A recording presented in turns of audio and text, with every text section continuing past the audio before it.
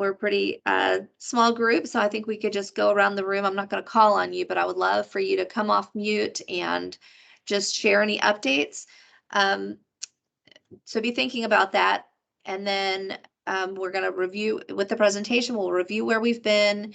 We will have a discussion going through the elements of the plan and walking through what the strategy pages are going to look like with the action item. And then there will be a discussion. We're gonna do a fun exercise. What's your pitch? And then we'll wrap up and briefly discuss our next steps. So the objectives today are: 1, discuss updates and questions relating to this planning process; 2, provide input on the deliverables; and then help us create content or context for these strategies to really help set the foundation for them. So you're familiar with our ground rules. And with that, here's the partner update slide.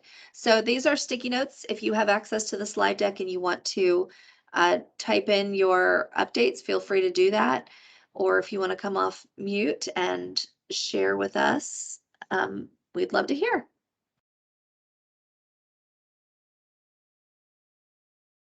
I'll start. Good morning. So Dawn came to the Clean City Commission's last meeting and gave everybody a phenomenal overview of what both RVAgreen 2050 is doing, and specifically what our group is doing. And everybody at the Clean City Commission is very, very excited about this and has already started thinking about ways that we can partner, and ways that the commission can further this mission, and start talking with the community about ways that we can improve our resiliency and also specifically waste reduction issues. So I think that's a massive win. Fantastic. Thank you, Dawn. Thank you so much for coming to talk to everybody. I love that. I was so excited about that meeting. The next morning when I circled back with my team, I was like, oh, so excited. We've got this whole group who's like right on board with these strategies. Yeah, it was a very in the past, it's just been a very sort of passive group due to a lot of factors, but we've got a lot of new members who are very proactive and are there for, I mean, I don't want to sound like some stupid reality show, but they're there for the right reasons. So yeah, I'm very excited about this. Good. Yeah, it's kind of like an extension of this working group, really. So great. All right, who else?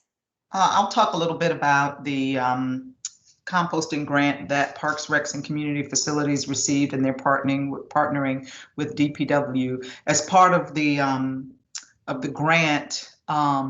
Kate in Parks and Rec and Mark, who will be working hands-on to do some of the composting stuff, came to our Maury Street. It's not even a full landfill. I don't even call it Maury Street, and also the East Richmond Road landfill to look at where we dump leaves.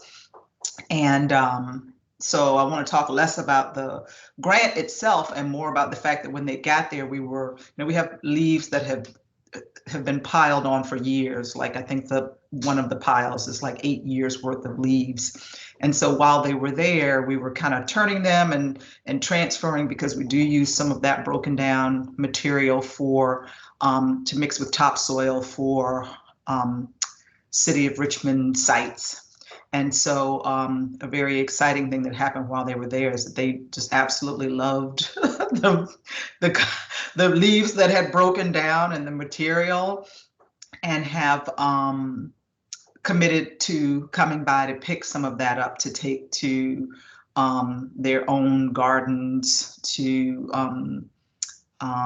Parks and Rec gardens, et cetera. So I think it's really exciting that, the composting grant is and the project is a really big project, but for somebody to come to Maury Street and say, oh my gosh, this pile of composed leaves is so rich and wonderful, and we'd like to come by with a truck and pick some up and use it, is an immediate benefit and an immediate turnover for something like leaf piles that have been just thrown to the side for such a period of time. Fantastic. Thank you, Katrina. Yeah, that's Katrina, great to hear. I want to get on that. Well, I was Can I- wondering can what's I the come- community garden component? I saw it says community gardens too. I'm sorry, would ask the question again? What was the community garden component with the composting grants? With the grant, what we'd like to do is have the community gardens as drop-off points for households to bring food waste. It could be a central location, and we're hoping for it to be equitable and spread out in certain parts of town. We're hoping these gardens are saturated well and equitably around town, so that we can encourage people to collect food waste and bring to community gardens, so that the waste can be picked up, taken to the composting site, and turned over. Excellent. Jason, I think you were going to say something to that.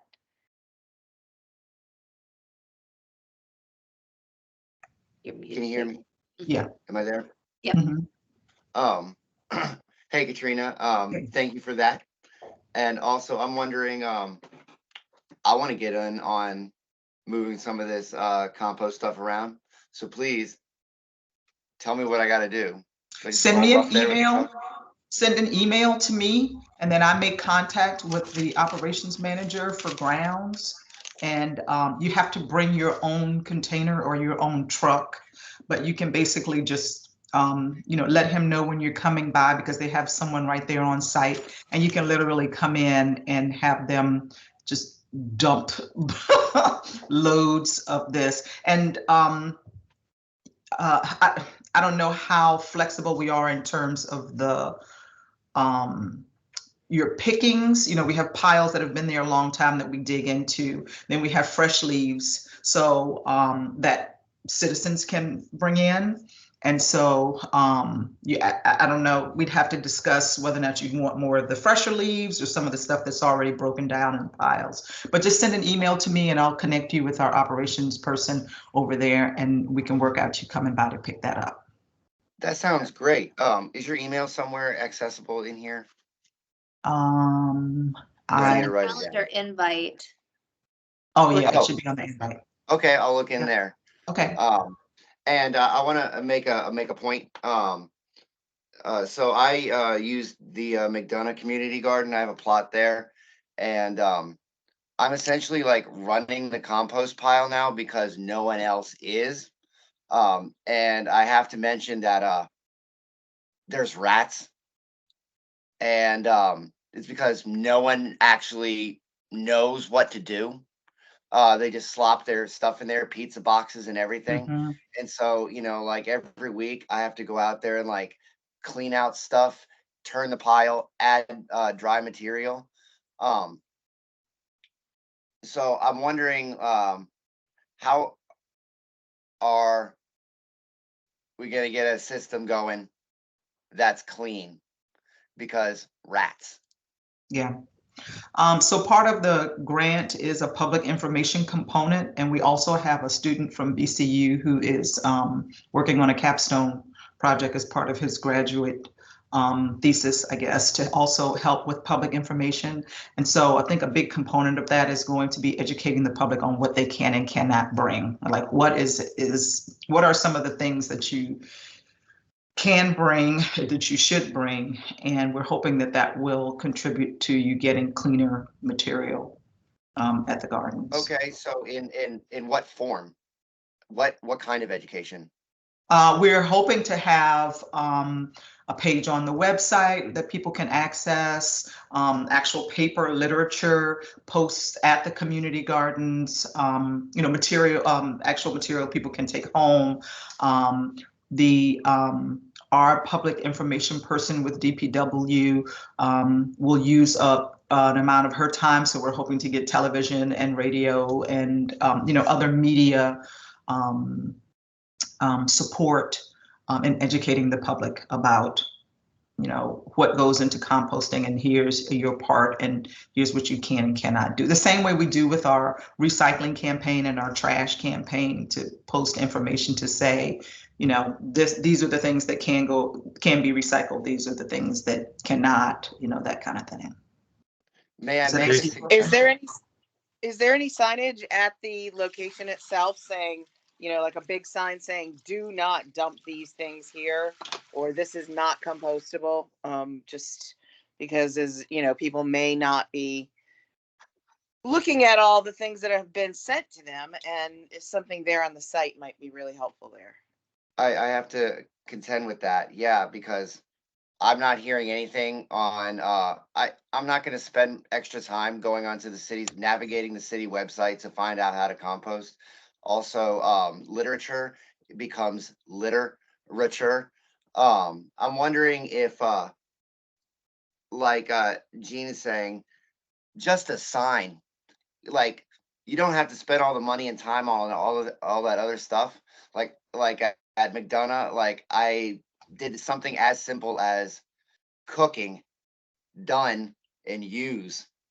But if the city could maybe, instead of investing on the website or radio, just put a sign there that says, this is how you compost.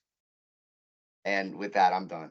So that's Jason, that's been my life for the past 2 years. I'm in the same position for Chimborazo Community Garden. I've been managing that compost pile, and I've learned a lot and tried a lot of different things and kind of landed on some things. So we can trade notes offline if you want. Definitely. yeah, that's a great idea. And this is a good opportunity for Brendan to introduce himself, because he joined us today. Oh, Brendan, yay! Hi, Katrina. Hi, everybody. Hey. I'm Brendan. I am the VCU student who's doing their capstone on studying the sort of how Richmond can implement a composting system. So I actually just finished my rough draft of my proposal. So I'll be doing the study next semester. So starting in either late December, early January. So I'll be working on coming up with that signage that Jason was talking about for putting at sites and things like that. So yeah, it's definitely on my radar, and yeah, it'll be and I'm also going to be looking at I guess what I'm doing is twofold. So I'm going to be doing expert interviews with other sort of cities that are similarly sized in order to see how they implemented their composting facilities, how they sort of incrementally ramped up. And then hopefully make recommendations on how we can do that here. And then, then the second thing is the actual sort of physical, like equitable distribution of where those compost sites should be around Richmond to impact the largest number of folks. And so that's kind of, those are kind of the two big things that I'm working on. Again, next semester. Fantastic. Thank you so much for being here. This has been a great conversation. Yeah, thanks for having me. Yeah, thank you. So anyone else have updates to share, what you've been working on?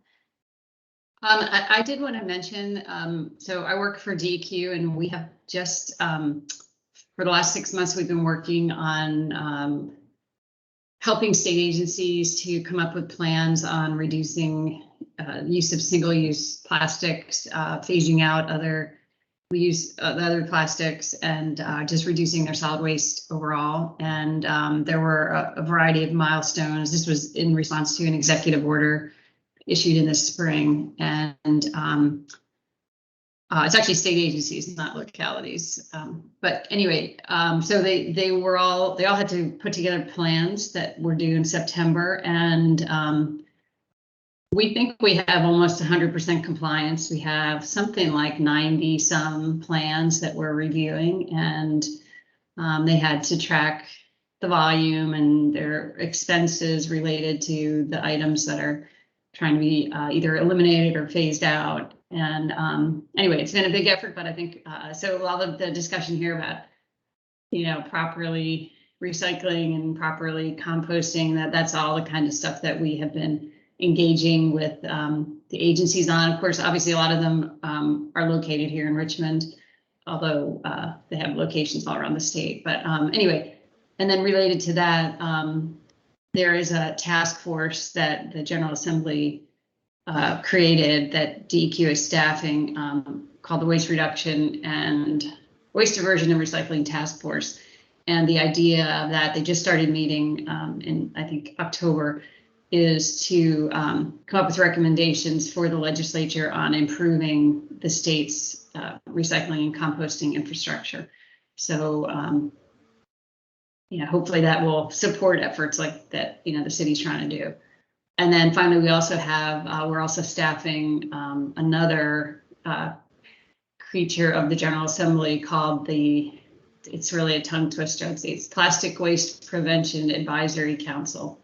And that is to, try to get at plastics that find their way into the environment, and perhaps, again, improve recycling rates and maybe even get to circular economy for some materials. Oh, I love all of this. Yeah. So, I would say, like, from where I sit, waste management, like, for years, nobody was paying attention to it. And now it's just everybody's onto it. So, and of course, there's a climate aspect to all of that. So anyway, yeah, it's very, very interesting. And I'm glad that, hopefully our efforts will be self-supporting or supportive of each other. Absolutely. And the EPA's report that came out, was it Monday, the National Recycling Strategy? Like, it's all the same language, what we're talking about, what you're talking about. So I'm excited to see, priorities aligning. Anyone have any questions for Sharon on all that great progress? Any other updates? I can give you one. This is Tyla. Can you all hear me? Yes. Okay.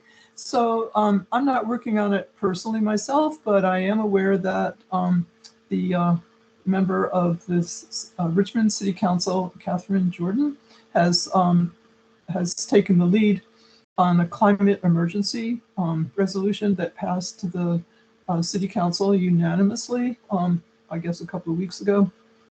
And one of the points on that is to have plastic bag bill, and to follow up on some of the things that some of you were already saying, like Sharon, about eliminating plastics. So that would be a plastic bag bill. I'm sure you all know about that. It was passed in the General Assembly maybe a year ago, where localities can sign on if their locality votes to do that for a 5 cent fee on plastic bags, and the money goes toward educational purposes and other purposes similar to that. Awesome. Thank you for that update. Yep. Great. Yeah, and on that, I heard yesterday that I think Roanoke was the first, and then Alexandria, but so far 5 localities have adopted that bag fee. Great. Related to that, the General Assembly also, we now have a Styrofoam ban in place. It's phased in, so this, I think it's like if you have 20 or more locations, it's July 2023, and then smaller businesses, it's 2025. But anyway, it's also a ban on balloon releases of any number now. Yep. So those are one of our strategies, and for the implementation, it's all about learning from you and what other localities are doing. So we need to keep an eye on that progress, so we can make sure that we learn from them. Let's see, anyone else? Keep Virginia Beautiful. Yeah, it's Tracy. Good morning, everybody. Sorry, my camera is being finicky. But I feel like I haven't seen everybody in forever. I know, it's been a couple months. It has. So on our end, we are excited to have announced, what you probably have seen, we did hire a new executive director.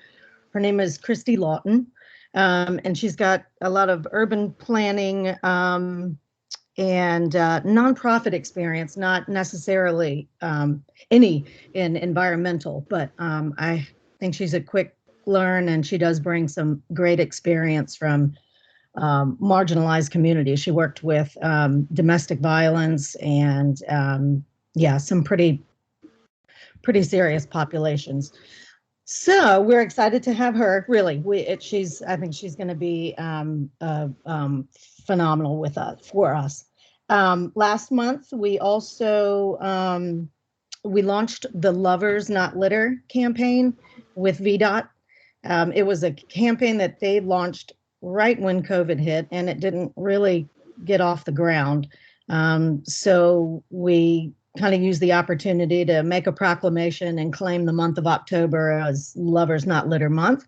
Most states, across the country have a couple of these a year that really help cut down on taxpayer dollars going toward litter pickup. So that'll be an annual thing in October that we hope we can get more and more folks to rally around. Have I mentioned the litter locator in this meeting before? Mm-mm. So I guess back in the summer, everybody wants like litter data and wants, people to come and give us the information. And from a statewide standpoint, it makes sense, kind of that Keep Virginia Beautiful would be that. But we have to somehow get there. And it dawned on me how much time I spend linking up groups that want to do good work and go clean up litter with where the litter is. And so everybody has these, maps where there are events and this and that. And we decided to take it one step back, and we've created an open platform. Basically, it's an open source GIS platform that anybody can go to when they're walking down the street or driving down the street. And when you get to your office, you remember at the corner of 3 Chopped and Gayton or whatever it is that there was a load of trash, and it's a GIS thing. So it goes on a map. It has a date. It has a time. You can claim it if you want to and let everybody know that it was you that saw it, or you can. And so that's an easy thing. That's up there now. But the next step that we're going to do and launch in the spring is making that a tool that organizers can use to, like I said a second ago, claim the actual location, recruit volunteers from there. Of course, there's already a pre-picture because we want you to take a picture if you're there and looking at it. And then there's a post picture because someone has claimed it and gone and done it. And so it's like, it does 2 things for me. It allows Dawn, if she wants to go out for a walk during lunch, to go on the litter locator and see where there might be a place in need. And therefore, she's being very, awesome with her time. And we're providing a tool for her. The second thing that it does, which is really exciting to me, I don't know why, but it really it's 100% participation. There's not anyone, I'm not asking you to pick up a piece of trash, but if you see it, tell us about it. Where's the overflowing trash can? Because that, honestly, I feel like has been a missing link. You could actually be the one who freaking littered it, but let us know where it is, and we'll make efforts to. And again, this is not, we're going to come pick up your litter when you tell us where it is necessarily. This is a source that municipalities, our organizers, our affiliates, any person or group, Adopt a Highway folks looking to do something extra. It's just going to be a tool and a resource for folks to do stuff. And hopefully there'll be some visuals to it that, that gives real data. Like, this is how much trash we've found and this is how much we've picked up. And so there'll have to be a big campaign around it because, Katrina and all, we all have these resources and stuff that we want to get out about composting and recycling, but we really do have to educate, and we'll look to all of our groups like this one to help us get the word out about it, and honestly work through the bugs of it. It's not going to be perfect coming out, but there's nothing else like it, and I'm telling, we're super excited about it, and I'll continue to give everybody an update as that moves along. Thank you, Tracy. That's fantastic. I know that in my previous role, way too much time is spent trying to pull those pieces together and identify it and And track. that's at this extreme local level, and we're at the state level, and we're expected to know where the litter is. We want to be the litter experts, and I mean, and then I've got to, turn around and spend an hour and a half or a day and a half or more, calling around to the Parks and Rec and all the people that I know in a certain location just to get 6 Cub Scouts something meaningful to do. And so it'll only be successful if it's populated. I completely know that. And so that's where, again, we're counting on the public to, engage in this really easy way to be a part of the solution. You don't have to touch it. It sounds similar to something Keep Pennsylvania Beautiful tried at some point. I think New Jersey did it, but they didn't do it to the public. It was very limited, and they were trying to do it among their municipalities, and it had some usefulness, like some departments used it and some didn't. And maybe they did open it to the public, but they just didn't get it off the ground. I feel like right now, with everybody having heat maps and GIS in their communities and trying to figure out where our communities are most vulnerable, this is an overlay that'll happen super easy. I mean, this is a skin that works with anybody using GIS. So it's just, again, it's just another tool that we want to be able to provide. Yeah, and now, of course, I think National Keep America Beautiful is super interested in it because, again, there's a bunch of them collecting data, literati and those types. But it's got an extra element in it. It's extremely local and community driven. So. Well, thank you, Tracy. Thank you, everybody, for all you're doing. It's energizing, to hear. So let's move on. If you have anything else to share, please do on those notes. We love hearing about progress. Real quickly, I'm going to go through where we've been since we last met. We have been compiling your feedback and developing the draft strategies and next steps. So at this meeting today, what we discuss here is going to inform the plan and the website that we'll be presenting in the spring for public engagement. This working group will meet again over the winter so that we can show you the draft before it goes out to the public for that comment period. And then following that, we'll be sending the plan around for internal staff approvals, administrative approvals, and then city council adoption next summer. So that's kind of the timeline we're looking at. We're still on track. We've gone through all of these stages over the past year. So thank you so much to everyone who's been a part of this long process. Kind of behind the scenes right now we're further developing each of these elements of the strategies that you've helped us create. You'll remember that big activity spreadsheet we did back in August, in July and August, to develop all of the those elements. Well, those are going to go into the accountability framework that's really going to help this be a plan that's useful and successful, not just something that's going to sit on a shelf somewhere. So that's what we've been working on behind the scenes.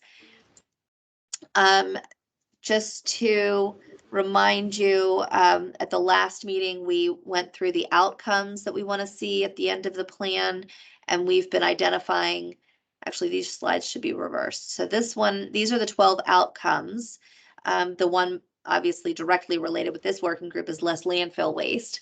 But at the end of this, period, when this plan is successful and we have reached the perfect utopian Richmond, these are the outcomes we want to see.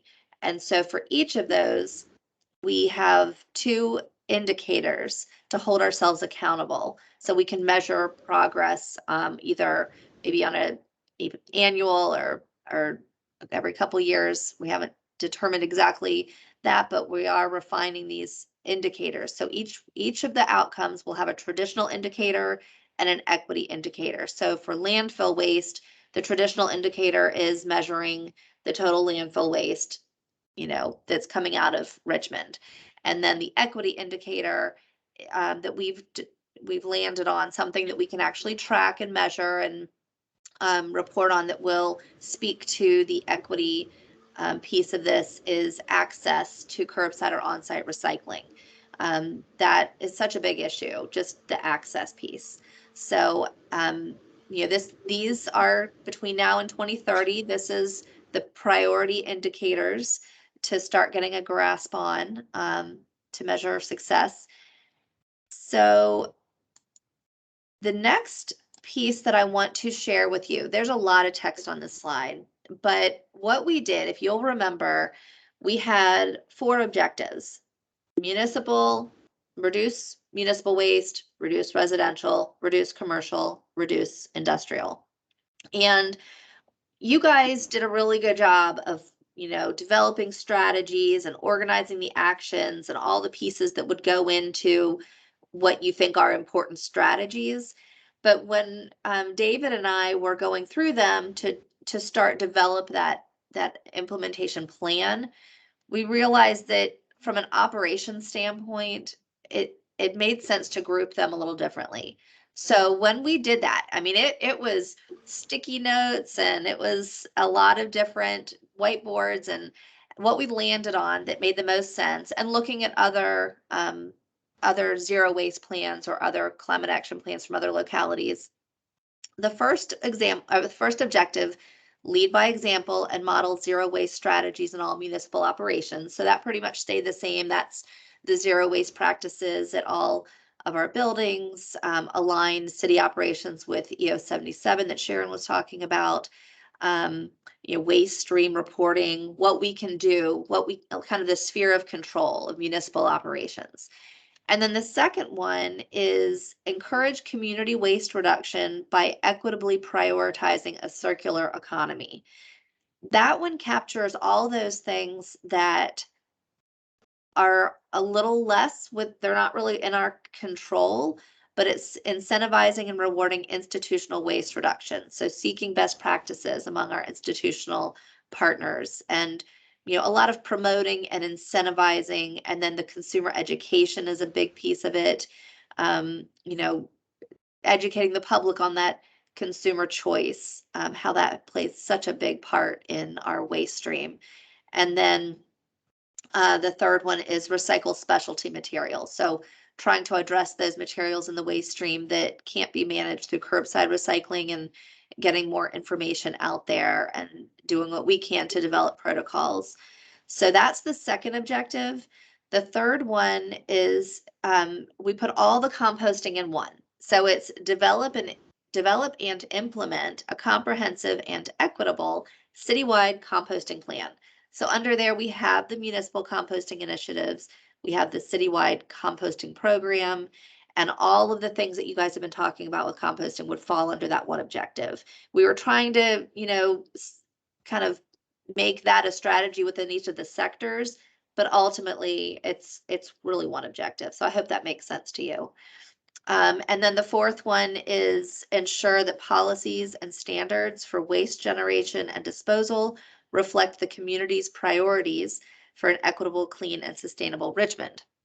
That one is the public advocacy, the task force for supporting legislation, advocating for the bottle bill, the tax on bags, the construction and disposal standards. So, the things that are more kind of policy and permitting driven, and then transparency and environmental justice. So protecting communities from industrial waste by requiring regular audits, being advocates for those policies that are going to reduce waste, and really focusing on kind of that, administrative aspect.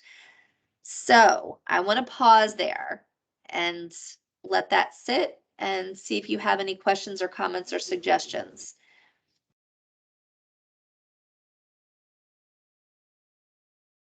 Or thumbs up if you love it. I have a wild edition. It's gonna be wild. Can you guys hear me? Mm-hmm.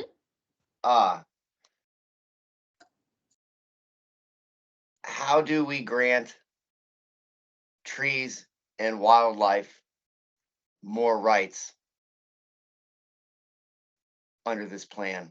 How do we recognize the personhood of nature here? Because I think that we have a lot of really good plans for humans. But I don't know that this whole time I have been neglecting to state that out loud. How do we give the land more rights in this plan? Because we're talking about humans here, but we're just one animal. Yeah. Thank you for bringing that up, because you're right. This group hasn't brought that up. This is a center, like an equity centered plan. But I'm going to ask Brianne if she has any comments, because this did come up a lot in the environment pathway. Yeah, I think that kind of thing would fit best under the environment pathway. I'm trying to like kind of roll through what we currently have drafted as strategies under there and whether anything would sort of directly address that. I don't think we have anything right now. We do have like a lot of strategies around, protecting natural resources, improving the quality of natural resources, enhancing biodiversity. So Jason, I'll ask, does that get to what you're speaking about, or is there something more direct that you would want to potentially Oh, say? nothing more direct. It's just that I realized that I hadn't said this out loud to this group yet. And it's odd, even something as calling natural resources rather than saying members of the community. I know that like makes me sound like a hippie or whatever, but it's a very real way to progressively think about the world around us. Yeah, I It's appreciate that. fascinating that it's really interesting that this conversation is happening right now, because as we were going through all of this and Dawn was going over all the objectives, and I was thinking about the new community that's about to be built here in Highland Park on the old space where the armory was, and it butts right up against the Cannon Creek Greenway, and some wooded area and fields where we have deer and fish and owls and just all kinds of wildlife, and that's all just going to be taken away from them. And it's going to de-enhance the community, because my God, we live in the middle of the city and have this beautiful wildlife in a neighborhood that has been neglected for a very, very long time. So that's a very special thing. But also, we're not addressing, we just had the first charrette for this god awful 5-story building that they want to put up on Brooklyn Park Boulevard. And there's no green space, which the community was really upset about. With the new building that they're doing, they're not really thinking about green space, and they're not thinking about the existing wildlife that's in the area and what that strain will put on them. And so this conversation is extremely timely and extremely important. And I think finding ways to, I don't know what the right word is, codify it in the city plan, so that when new construction and new building and new development is being planned, this is something that we automatically think about, that these animals, that this environment, that these bugs are all part of the community, and they're valuable for extremely important reasons. So thank you, Jason, for bringing that up. I was literally thinking about that as you said it. I love it. Yeah, I was in the environment group, last winter at some point in a breakout, and that came up, talking about the animals and, flora and fauna as steward, or as, we need to think about that stewardship component of all of these strategies. So, I'm not sure why that language landed, but it's something to revisit. So thank you. Yeah, I guess objective 3 certainly ties directly to that with composting. I mean, the idea of the circularity of, leaves fall, leaves decompose, leaves are regenerated back into more plant life, through natural cycles. And we interrupt and intercept those processes by basically performing the undignified act of putting like yard waste into trash and putting it in a landfill, where it's sequestered for centuries. And really kind of maybe adding some language to 3.1 3, where not only making compost mulch available, but making initiatives that encourage the circular use and the sustainable use of generated products from any programs, so that it does go back into the natural processes in a sustainable manner. Because there are issues with the composting facilities that are not extremely efficient and do not do it well. And a lot of it starts with education and at the source, people doing things the right way. And we're at a unique opportunity here, kind of starting this stuff up and really doing this kind of stuff for the first time to do it right from the get-go. So that was one thing that ties to that. I would add to 3.13 is maybe making that a little bit stronger with the idea of circular use of the material that's generated, that's managed, basically. Excellent, thank you. That's something as simple as, using up that big pile out there. That evidently people were having trouble getting rid of this 8-year-old pile. Fertilize in the fall. So the trucks, as easily as they can go around and pick it up, can go around and fertilize the ground from where they pick it up at. Mm-hmm. Great. Good stuff. Well, thank you. Let me move on to show you what the plan's going to look like, and then you'll see where there are more opportunities to, as you have more thoughts to add into the framework. I had a thought about what you guys were just saying and it left me, but it'll come back. Oh, I know. So that plan that was published on Monday, that EPA recycling strategy, there was some language in the front that said that between natural resource extraction and,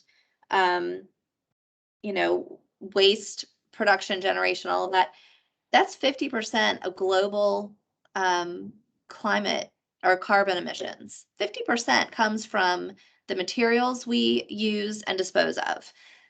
So while the waste that goes to the landfill is only, what is it, Brian, 6% or 3 to 6%?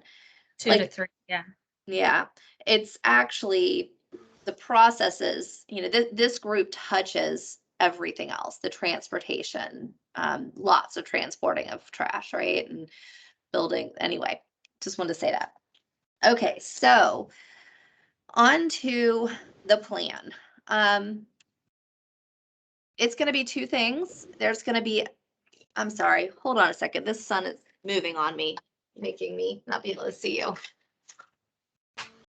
Okay. I'm glad we're a casual bunch here. So there's, along the way, we've been, using traditional means and also trying to be really innovative. So we're going to have that traditional document, an online PDF with all this great content that can be used for grants, and everyone will be able to easily access the components. But we're also going to have a user-friendly online faster medium that's this interactive website. And it's in the works. Brianne is working really hard, looking at best practices, working with developers and talking to other departments and understanding what that's going to be. But there are these kind of two pieces that we're working toward presenting to the public. So what informs the plan, along the way, we've been taking in the research and best practices from our peer cities. We got some great roundtable input back. They met since we've met, the roundtable got together to kind of give input as a first look at all of this. And now we're taking your input. So we're going to be pulling this into what's next, which is this outline. So it's a high level outline, and the first section is kind of how to read this. The opening is going to have a letter from the mayor and a land stewardship acknowledgement. This is the land of the Powhatan, how it got to us, and how we're continuing that stewardship. So kind of speaking to what Jason was talking about, acknowledging that. And then the second section is how to read this plan. It's going to have a guide, explain all the symbology, And then we've been looking at all these other peer climate action plans, and they have some really great ways to make this useful and accessible to all kinds of for all kinds of needs. So maybe on this page, if you only have 10 minutes, then this is the section you would go to. If you're looking for this specific neighborhood, this is how you would read it. Or if you're interested in this specific topic, this is where you'll go. So it's kind of an introductory at a glance guide. And then the third section is the background, the context on the plan, and then the process, how we developed the plan. Then we'll go through the actual strategies, and that's what we're calling Richmond 2030. That's the pathways and objectives and strategies, and I'm going to show you the mock-ups for what those pages look like today. And then the next section is going to be what's next. What's the advocacy piece of this? If someone picks up this plan and they want to get involved as an individual or as a department or as a neighborhood group, this is what they can do. And then the last section is kind of that summary stuff, lessons learned for city planning for the future, what we've kind of learned from this process, methodologies on how we created the components like the equity screening tool and the modeling, the greenhouse gas modeling and the climate action, or the risk and what's it called, Brian? The climate risk and vulnerability assessment. Yes, if you'll remember back in January, we went through all the city assets and kind of looked at the risks for resilience purposes. So lots of methodologies that went into the planning process that will be included there. So this could potentially be a few hundred pages, but we're trying to think about what's going to be the most useful to present. So that's what the outline looks like. And next, I'm going to show you what those pages look like. So again, this is just a mock-up. David has done an awesome job of just putting some pages together so we could have something to reflect on. This is not a final look and feel. It's just something for us to kind of react to. So I'm going to show you for the waste reduction and recovery strategies. This is what kind of the layout or the format of what we're expecting to see on those pages. So at each pathway section, we'll begin with a pathway description and the objectives. So this is the intro to our pathway, right? Waste reduction and recovery. And then those 4 objectives will be listed there. And then when you go into the specific strategies, this is an objective, the waste reduction 2. It'll show the outcomes with I don't know that this is going to be symbols. Actually, it's probably going to be more of like a chart that'll show which of those 12 outcomes that we talked about a few minutes ago will be impacted by this objective. And then under there, we'll list the strategies for that objective. So that's kind of the second tier. And then we go specifically into the strategy itself. So on this page, you'll have the strategy with some context information. And right now that's a bunch of Greek. It's just jumble because we need you to help us with that.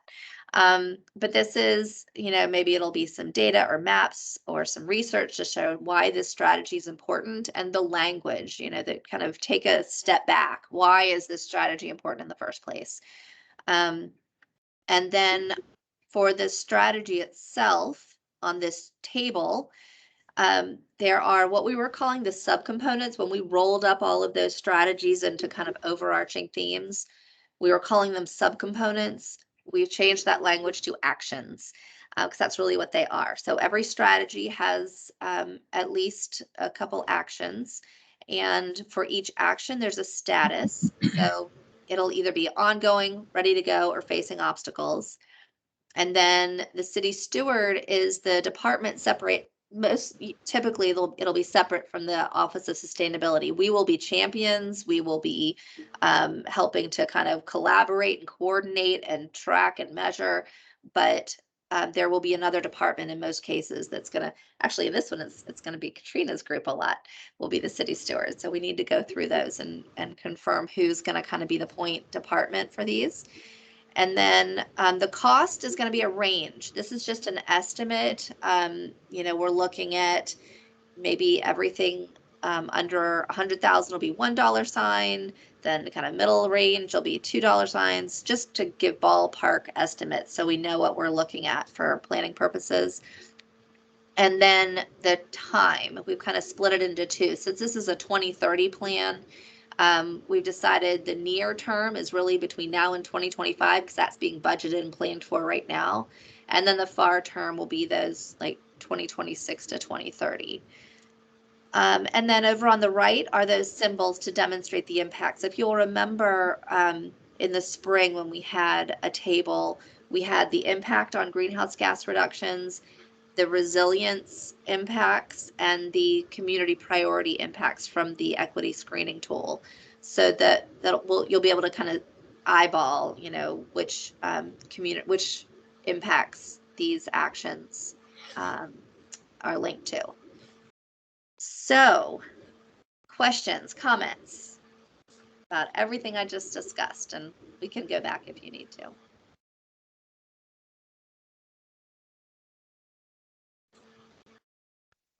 I think that looks like concise and like nice and understandable for the layman. Great. Yeah. Yeah, I like that there are symbols and things that'll be easy for people to understand and that relate directly to the impacts and the outcomes. And so I think it's really well presented and visually something that will engage people. Excellent. Ditto. I think the same. Looks phenomenal. Oh, great. Yeah, Great. that's great. That's an amazing amount of work. Yes. And thank you, David, for all these mock-ups. Really, really grateful for your talents. I would like to add one little thing. I think it's great too. So I think that somewhere, and maybe you've already done this, to get to zero emissions, et cetera, it seems that you need to have really state that clearly that it's going to go to zero or how it's going to go to zero. In other words, some kind of baseline numbers. Instead of saying we're going to lower emissions, we got to say how much and in what time frame. Tyler, I really appreciate that comment. So this 2030 plan, the goal is 45% reduction by 2030 with a net zero by 2050.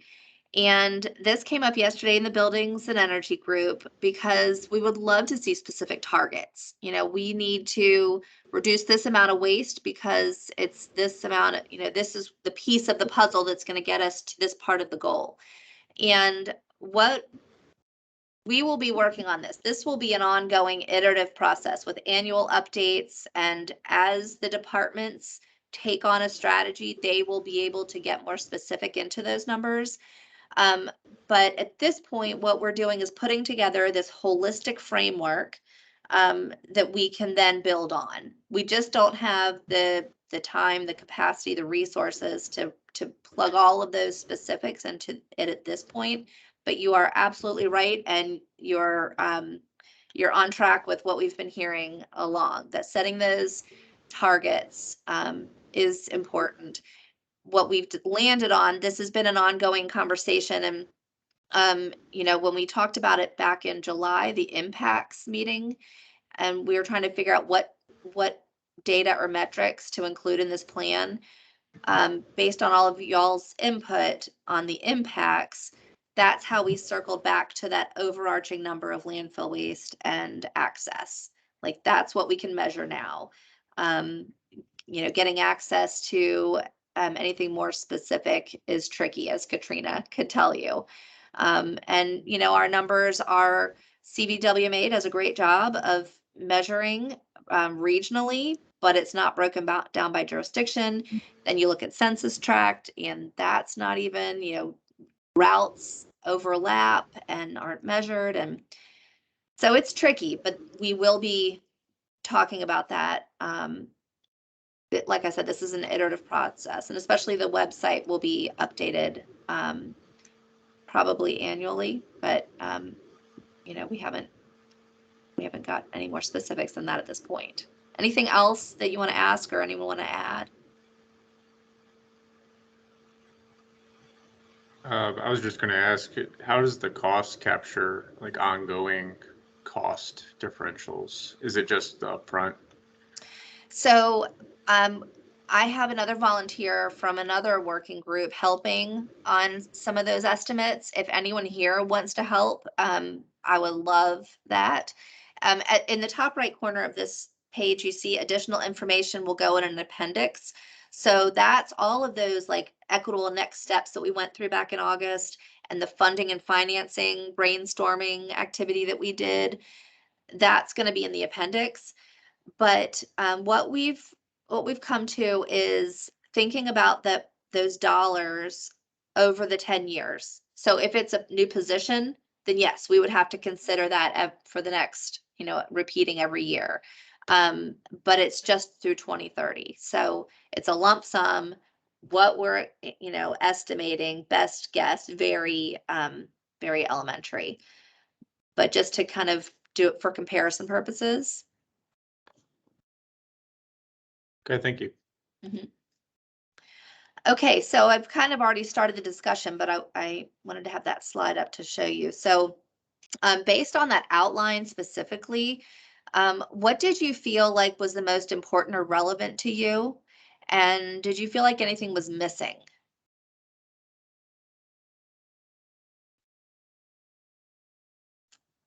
And I can go back to that if that would help to look at it again.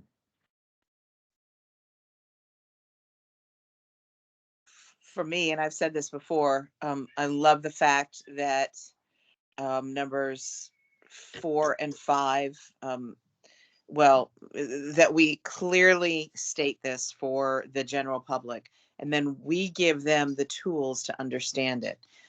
Because we can present all the data in the world, but it happened again the other night. I remember Jason saying a while ago, you know, folks didn't even know in one community what green space meant. And at the meeting about this new building that they want to put up on Brooklyn Park Boulevard, they kept throwing around the term green space to all these older folks. And finally, this one little old lady raised her hand and said, I don't know what that means.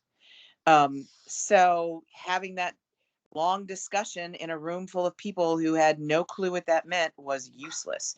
So the education part of this being right at the top and front and center before we go into all this very easy to read data is super important. And I'm glad that we're really focusing on that. Great, thank you so much, Janie.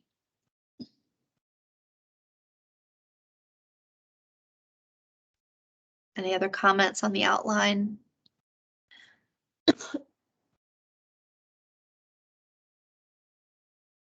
Okay, so information most important and relevant, anything missing, format design that we best to communicate this information. I really appreciate all your feedback and your support. In that email that I sent you guys, I think on Monday, the reminder email for this meeting, I think it was Monday, there were a whole bunch of links to other equity-centered climate action and resilience plans. And you'll see that's where we got a lot of our ideas from, all these other kind of best practices, other cities who have gone through these motions. So if you have time and you feel like, you know, flipping through any of them, that would be awesome. If you see anything that jumps out at you as like, yeah, this is great, we should do something like this, feel free to send us your thoughts. This is what we're going to be working on between now and January. So thank you for that feedback. Thank you for whoever is capturing the notes. And if you have anything else to add, feel free to go into slides 25 and 26 and type in any other comments that you have. We will be pulling those together next week for review internally. All right, so now kind of the next section, and we'll be done. This will be about 20 minutes and then I'll let you go. So we need your help though on why these objectives are important. That language that I was showing you that's in Latin right now. So we need to get this adopted, right? Like these are great ideas. We're all on board, but we need administrative approval and we need council adoption. So this part about why now and the cost of doing nothing, like that's what we need to get out there. Like, let's take a step back from the technical and let's really think about why now and what's the cost of inaction. So this is the part I was talking about, this context information. We're so deep in the weeds internally. We really need some help. Like, take a step back. And what are the kind of the buzzwords? What's the sell on these actions and strategies? So what we're gonna do, this is Brianne's brainstorm, fun idea. It's been fun in the previous 2 meetings. We're gonna pretend like we are at a council meeting. And, this is what it looks like if you go up for public comment and you have 3 minutes. So we're gonna all be part of that 3 minutes per objective. But what we'll do is on this slide 33, you can either type it in or speak out loud, and hopefully someone can capture what you're saying and type it onto those stickies. But I have a 3-minute timer. So this is the objective. You're going to try to pitch to, you can pretend like it's council, but it's also just people that we want to, take on these strategies on their own. So lead by example and model zero waste strategies in all municipal operations. Those are the zero waste. At the bottom are the specific strategies. So the zero waste practices and the waste stream reporting. So why should anyone, whether it's Katrina's staff or individual departments, custodians, why in the world should we ask them to do this extra? And then procurement, like there's a lot involved in this. Why should they prioritize this over something else? Why is it important now? And what's the cost of inaction? So I'm going to start the timer. You can call it out. You can type it in. Go.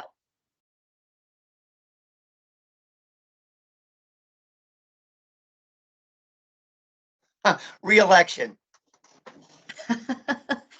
Buzzwords. Yeah. You want to get reelected, do this now, right? Yeah, that's right. I tell my kids all the time, I have, they're teens and early 20s, but I tell them all the time that I don't want to think about my grandchildren living in a world filled with trash where they can't walk down the street without tripping over something or it being smelly or ugly or dirty. I want them to have the same type of life that I had, running in parks and seeing birds and being able to enjoy this earth. I don't know. I'll appeal to the emotional there. I think that's great. The 7-generation principle fits in with that as well. Also, like board person, city person with power, like the work is already done for them. All they have to do is vote yay. That's all that they have to do, besides composting in their own yard. I mean, this is concise. It's done.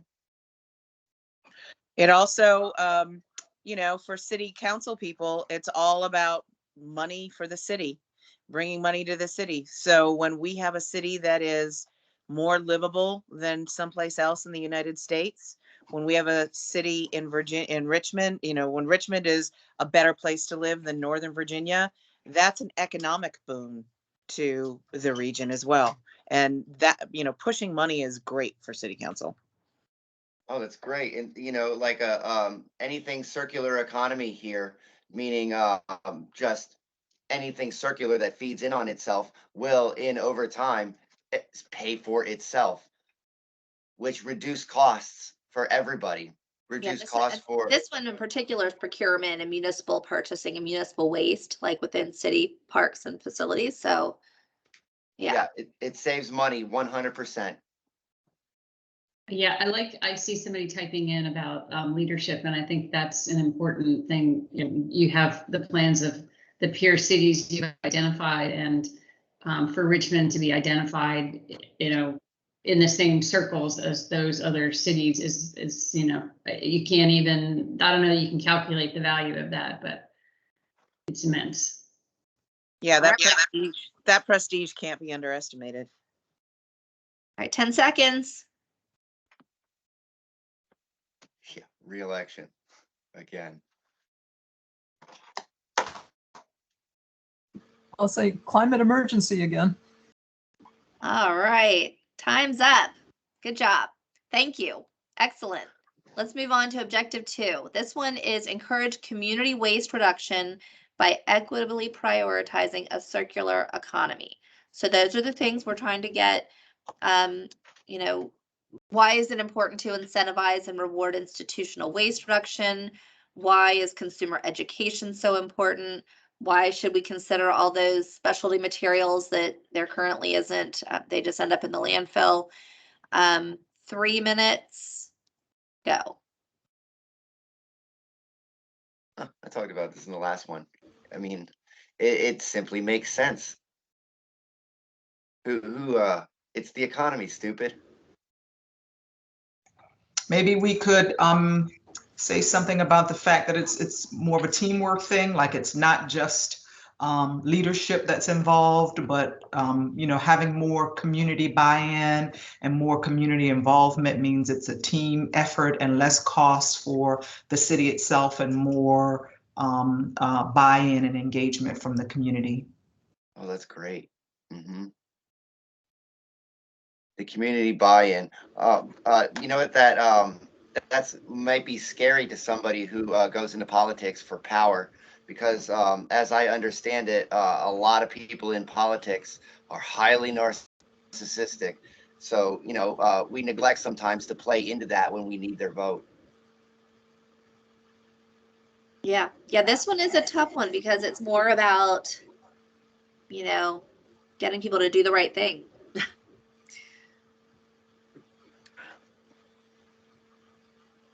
I mean, simple, less reliance on outside sources. You know, like fuel cost. You know, as fuel cost increases, so does the cost of the things that have to be shipped in.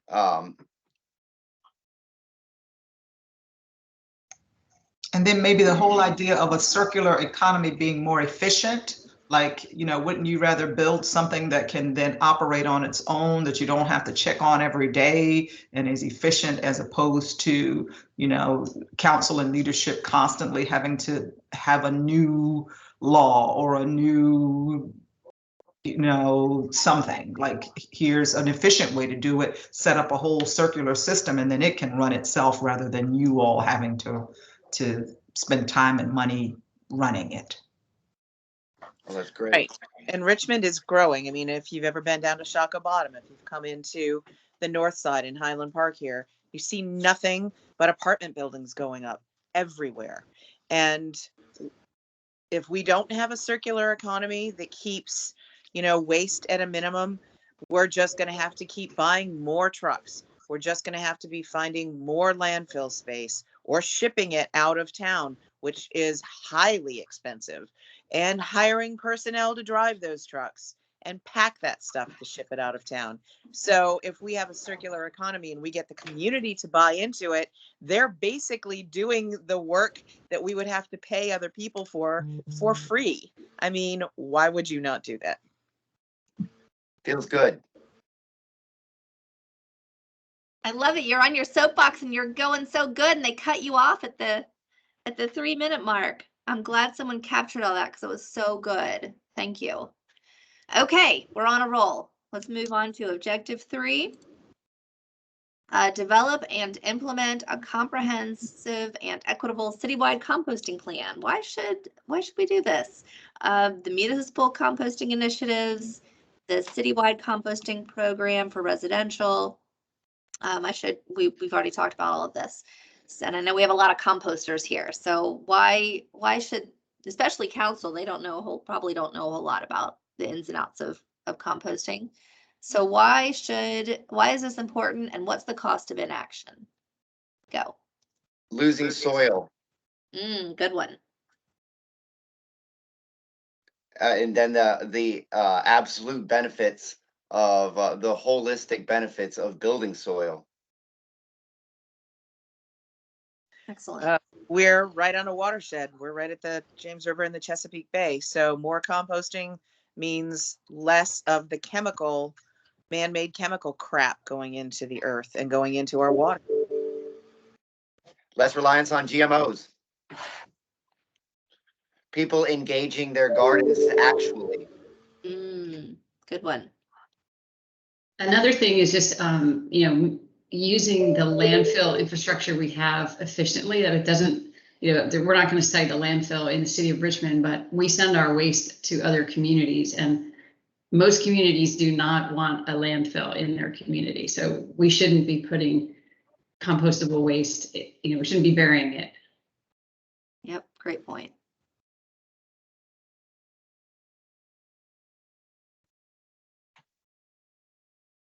Fewer trucks on the road.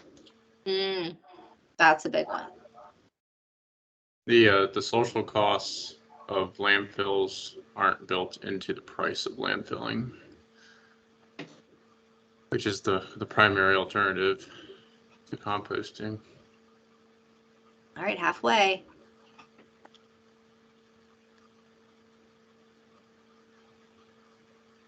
I think that that point too, like the social, or the I'm sorry, I'm just lost my train of thought. There's a racial justice component to that as well, because we all know that, landfills are usually put in places where people don't have a lot of societal or political power, and those are usually in communities of color or communities of very low economic power. So there's a massive social justice component to that, and city council should be very mindful of that. Great. What's the term when a thing multiplies itself by 10 all the time? Exponential. Exponential. Right. Exponential knowledge building or comprehension. Exponential comprehension of the benefits of composting through generations, and eventually it feeds itself. Thank you for bringing that 7th generation thinking into this. I love it. All right, 5 seconds. Last thoughts. Feels good. Great. Excellent. And I see some stuff flying through in the chat, so hopefully someone's capturing that on these slides as well. Thank you for all the great input. Okay, last one is objective 4. Ensure that policies and standards for waste generation and disposal reflect the community's priorities for an equitable, clean, and sustainable Richmond.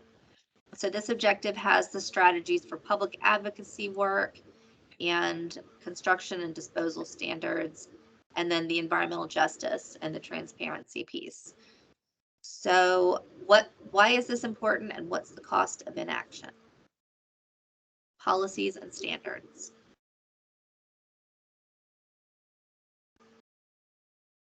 Oh, the cost of inaction is a stinkier city, a trashier city. We don't want to look like Philly.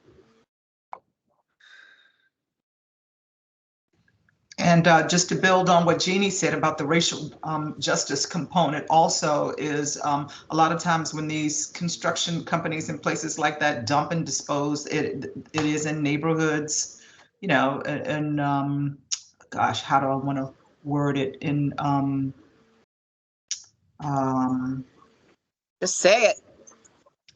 Neighborhoods that the component is basically people of color or who are a little bit more disadvantaged neighborhoods, I guess.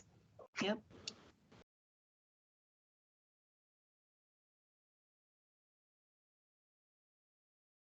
All right, 2 minutes. The cost of inaction is, there's going to be a massive cost, because putting that genie back in the bottle when the climate is out of control, when extreme weather is out of control, when folks are living in a place that that feels and looks like hell, crime gets worse. So trying to control all of those things, which are almost uncontrollable once they're out there. I mean, you know, the cost of that in dollars is unimaginable compared to the relatively low cost of prevention.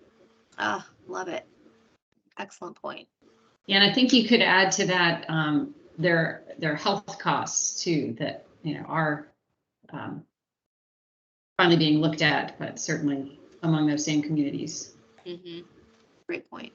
Healthcare, that's right. Oh, you get the righties with the Medicaid dollars. All right, last minute.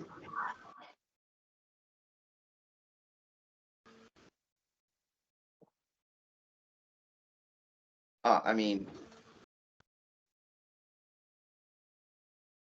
trash is a blight. I mean, this is silly.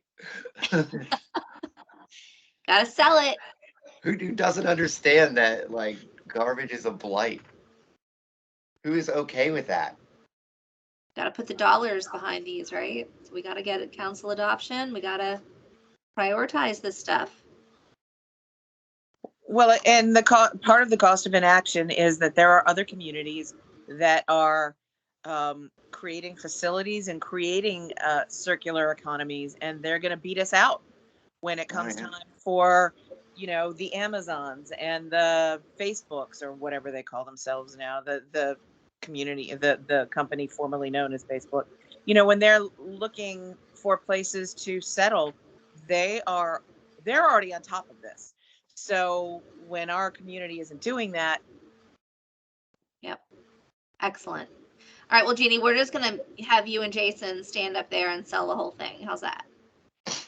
And then it's adopted. I used to go to talk to city council and yell at them all the time. I love it. I did too, and I realized that, like, I needed to check myself because I got, like, the wrong kind of aggressive up there. I used to get thank you notes from the city council people that hated me, so I figured I was doing something right. So that's cool. Awesome. I love you guys. Say I'm biased because I work most closely with the environment group, but I think y'all have done the best at this so far. So really great job. Yeah, very fun. Okay, well, that's it. Like I said, we'll wrap up early. If you do want to help volunteer on any of those elements that I went over, we would love the extra help. For those of you who may not have been at the last meeting, Wendy Fuster and Kendra Norrell both moved on in August, so our team is kind of slim right now. So we're looking for volunteers. We will be meeting, this group will meet again in February to look at the draft plan together. And if you have any other reflections, we're available. We'd love to hear you. Stage is yours. There's a feedback survey. David's going to put the link in the chat. And if you have any other updates you want to share or upcoming events or resources that you thought of, stage is yours. Otherwise, I'll see you later. Yes, I'll just say, especially if you have anything coming up in December that we could put into our newsletter, please either let us know now or email us by like the 29th or something. Yes. So, you know, my job is to get speakers for Native Plant Society. I have Reforest Richmond on the hook for a presentation on December 2nd. And as long as they come through, that'll be an event. You know, a Zoom presentation by the Virginia Native Plant Society, Pocahontas. So there's an event. Awesome. Thank you. And I will just throw out there that when it comes time for us to be presenting this to the community, when all of that happens, I have the resources of like award-winning local film and television production people. I'm even married to one who can, if we need to, help put together something like spectacularly visual. So put me on TV. I will do it. That used to be my job. You'd be great. Oh, you should look up my Virginia This Morning stuff. Y'all are awesome. Anything else? All right, well, thank you so much. This has been a fun way to kick off my day. So thank you guys. Hope you have a great one. Thank you. All Same. right, take care. Thanks, Thank everybody. you. Bye. Bye-bye.